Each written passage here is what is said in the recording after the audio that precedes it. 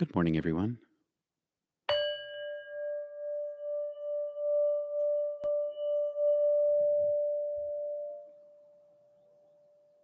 Peace be with you all. Thanks for joining me this morning. Hi, Kristen, MG, Catherine, and Wendy. Yesterday, we talked at Not Church about the Sutras of Patanjali, and we're looking in the third chapter. And today, we're going to go back to the first chapter. And the first thing in the first chapter, this book was written about 3,000 years ago. And as I mentioned yesterday, Patanjali took about 1,800 different schools of yogic thought, and condensed it into 196 sutras that became the foundation of yoga practice. And so yoga practice begin to be explained in the very first chapter. Hey, Charlie. Hey, Russell. Good morning to you both. You missed Sundays. Yeah, you're going to want to listen to Sundays again, MG. I posted the link to that below in the description. But so now this is the first thing that Pantaji says. He says, now then, yoga is being explained. That's what this book is all about. The sutras, the 196 sutras, yoga is being explained. What is it? How do we use it? The second sutra, 1, 2. And I'm going to read three different translations of the same version, of the same verse, sutra rather, 1, 2. Yoga is the suppression of the modifications of the mind. Yoga is the suppression of the modifications of the mind. Another translation. Yoga is the cessation of the turnings of thought. Yoga is the cessations of the turnings of thought. Yoga is the control of the thought waves of the mind. Now, what does that sound like to you? It sounds like meditation. It sounds like the idea that the only thing that's in between us and the divine is us. It's the stories we tell ourselves in the mind. Yoga is the cessation of the storytelling of the thoughts of the mind. Yoga is the cessation or the suppression of the ideas about who we are. And the third sutra. Then what happens as a result of the practice of this, of suppressing the thoughts about who we are as beings? This is what happens. Then the seer abides in itself, capital I. The seer abides in the divine, but the seer is also the divine. You are the light of the world. This thing inside you that's veiled by the 70,000 veils between you and your higher self, the heaven above, where the divine, where the holy creator of all there is, the union itself exists, that abides in you. The seer abides in itself. Another translation. Then the seer is established in his own essential nature. Then the seer, once you practice meditation enough, yoga enough, where you suppress the mind, then the seer is established in her own essential nature. What's your essential nature? Your essential nature is the goodness at the core of your being. It's the light inside yourself. It's who you are and the essence of your being. I think it was Kierkegaard who called it the ground of your being, the ground of your being, the centering of the center of yourself. Centering prayer, which is what we practice here, uh, is the aiming of the self at the divine. It's the cessation and suppression of the ideas, of the thoughts turning inside our heads. Yesterday at Not Church, the title is The Only Way is to Become One with Everything, describes a tool set that Pantaji described 3,000 years ago of how to do this. And it's surprisingly enough, it's exactly what we do in centering prayer. And centering prayer is as you may know, is a combination of Lectio Divina, the Catholic monastic practice of reflection and recollection uh, on the scriptures, pardon me, and Theravada Buddhism that comes out of the Barry School in Massachusetts with Jack Cornfield. Same thing. For thousands of years, across cultures, the way to the divine is the cessation of the turnings of the mind. This is an ancient, ancient practice. And I've said it 1,000 times. It's used all over the world. It's mental focus combined with breath to stop the churnings of the thoughts of the mind. And it works. And if it didn't work, it wouldn't get passed down. So today's lesson is the first three sutras from Patanjali. Yoga is explained. It's the suppression of the modifications of the mind. Modifications of the mind are the ideas, the turnings of the thoughts. And then what happens? The seer abides in itself. The duality disappears, and you have these moments of now, of isness. And one of the things that I've been practicing ever since I guess it was 1980, the fall of 1980, when I first came across the sutras, and I laid them down thereafter. When I went to divinity school and I was studying Christianity, I set them aside because it was too far out. Now I've picked them back up again. And in the process of picking them back up again, I recalled that this practice that I incorporated into my centering prayer practice is taking a beat at the top of my breath and at the bottom of my breath. And I got it from the sutras. So this morning I want you to think about this.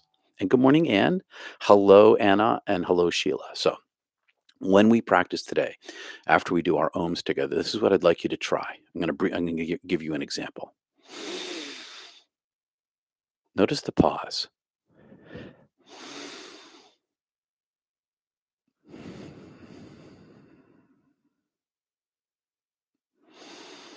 A beat. You take a beat. In theater language, this is a beat. Then I said, yes, that space in between is the beat. At the top, when you inhale in your belly breath and you take a beat at the bottom of your breath, you stop breathing. And in the stopping of the breathing, just for that beat, the mind stops with it. And the same thing happens at the top of the breath. You take a beat.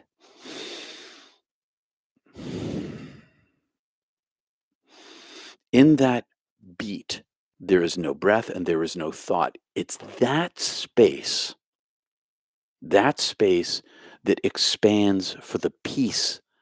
We talk a lot about peace in this process and the process of meditation. It's in that space that the peace expands.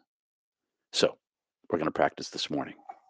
I'm going to begin with three ohms, sort of energize and bring up our prana and our chi, depends on how you want to put it, or your Holy Spirit, if you wanted to put it that language. We're going to bring that up with the three ohms. And if you're a yogi or a yogini and you've been practicing this in your studio, you know what to do. It has to do with the vibration down in here, up in here, third chakra, the throat chakra, heart chakra, throat chakra.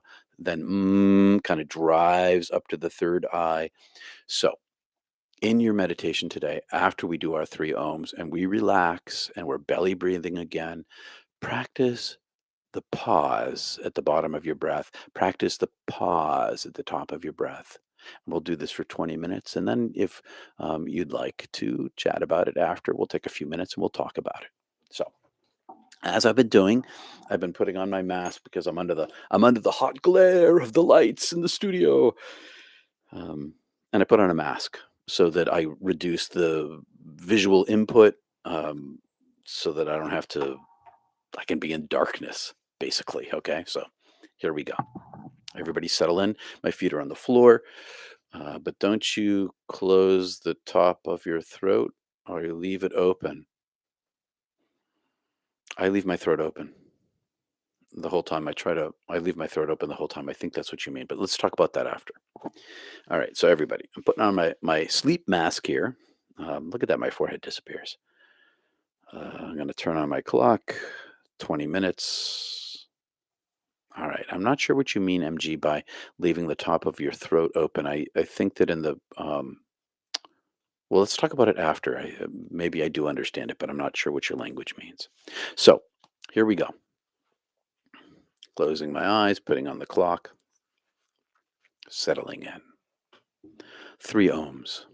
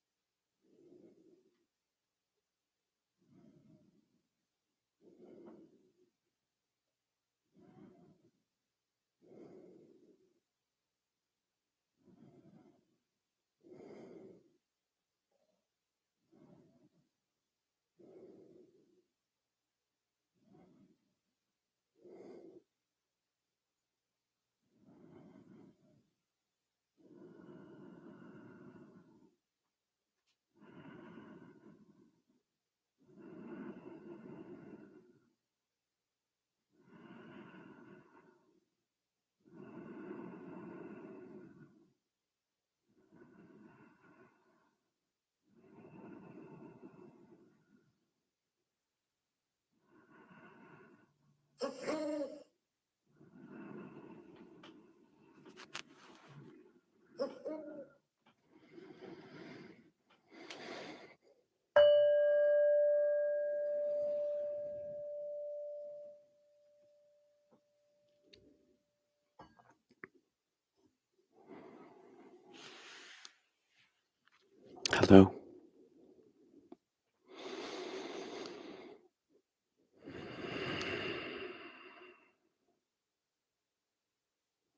It's always hard to come back and talk after meditation.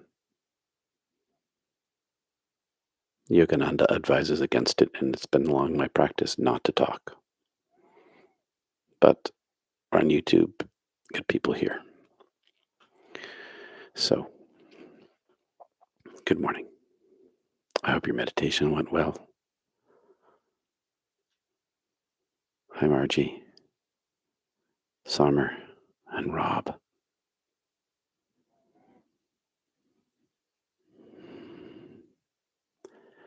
Any comments this morning?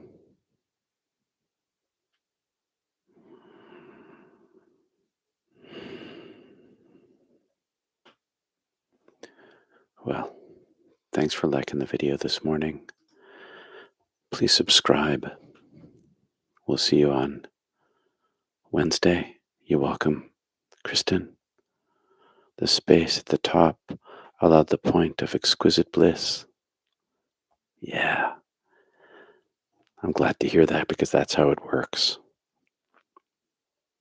Creates a space inside yourself. And it fills with peace or bliss. You're welcome, Catherine. Thanks for coming, everyone.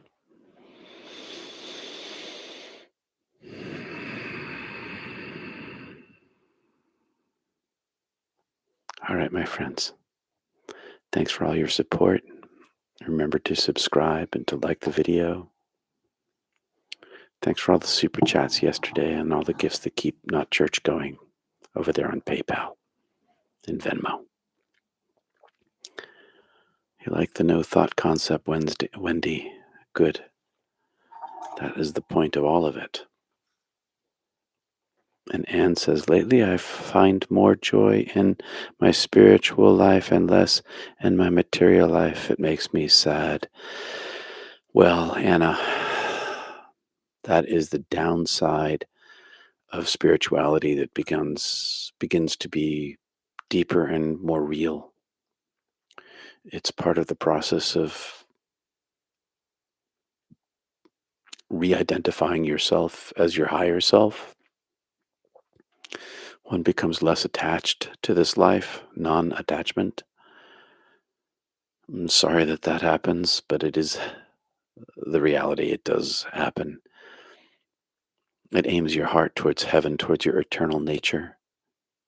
And once you taste your eternal nature and the sweet honey taste of it, the golden nectar of it, it's hard to accept anything else.